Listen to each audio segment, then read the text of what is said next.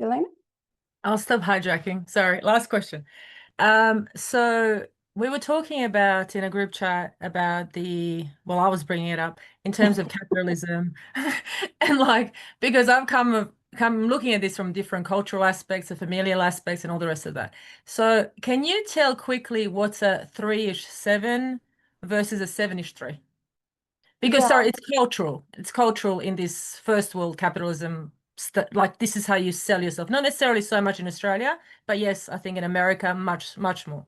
yeah, So in America yeah, and China, culturally, if the country leads with three, those are the values of the culture that you must achieve. It's usually social three. You must have status, a position, and everything is a fight for having value and socially recognized value. But if it's like self-pres three, then what is valued is what you accumulate, not necessarily how great you look, but you need to be known as someone that's competent and capable. But they won't be as inclined to say, yeah, when I met this famous person, I kind of thought this, like the name dropping without actually saying, I know the person. Yeah, when I met that person, I felt this way.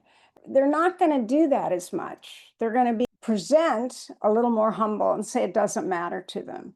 But it does on an unconscious level because they're still striving to have whatever they perceive is of value in their life. And it's more that they discover that they don't want to be not valued. So the self-pres three can go one of two ways.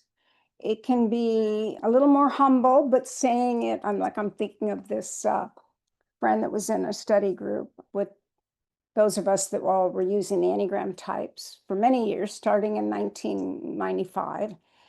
And he would always say, you guys are all professionals, you're all coaches and therapists and teachers. Yeah, and I'm just a veterinarian. I mean, that's quite an accomplishment. But he would say, yeah, I built my house myself, but it was like a beautiful house in Los Altos, California, which is gorgeous in a prime location, but it was the best wood, best location. All the physical things were highly valued. But he cut the cost by doing a lot himself. But he was unconsciously telling us how much it was important to him to be valued. Now, he was also an ESTJ, so you can just imagine how he could be very competent building a house. Another self-pres three might not be an ESTJ, but they might be, intellectually, like if they were an ENTJ, it might show up in another area. But if it's the other way around, and wait, let me make sure. Are you asking me a three and a three culture or a three and a seven culture? I'm just saying in general, in a capitalist world, how could you say in America, how could you tell what's a three-ish seven versus a seven-ish three? Oh, good question. The three-ish seven, by the way, it's an uber positive person. But if three is in the lead, they are too positive for the seven because they have the phrases like up on the wall, ambition or motivation or whatever that, or they'll have calendars that remind them of what their mantra could be to be a success. So the seven with three, the other way around, they look like a professional and people think they're a three, but they don't want to be narrowed down to goals. They're more spontaneous. Whereas the three with seven is less spontaneous if you see them side by side. But the three in the lead is gung ho, and they use their seven ability to persuade.